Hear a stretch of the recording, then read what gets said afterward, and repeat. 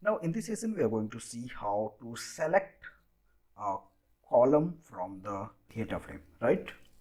So if we are going to select a single column, then it is very simple. Customer data frame is already here and I need to put the name of the column I want to select. If I pass this and run the cell, it return a series. I've already explained you these things that a single column of a data frame is a series. If you don't believe me, you can check with the help of a type function. If you pass this, you will see it is a series, right? So it is a series. Let's suppose if I want to select multiple column, then how we are going to do these things? So for doing this, you are not doing like simply put name of one column.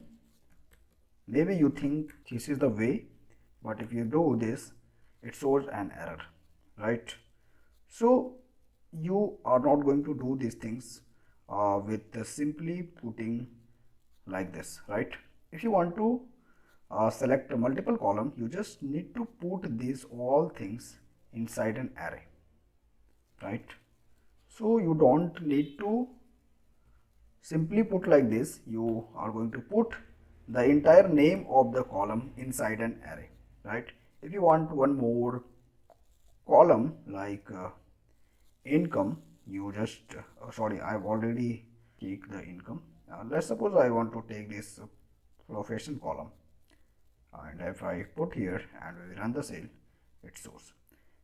In this, now you will surprise that when we select one column, it is a series, but when I select more than one column, it shows a data frame. You don't believe, you can check here with the help of type function. Here it is, right? So I hope you understand how to select a single column and how to select a multiple column. For single column, you just put the name of the column, and for the multiple column, you just need to put the entire name of the column inside an array, and you need to pass the array inside this square bracket, right?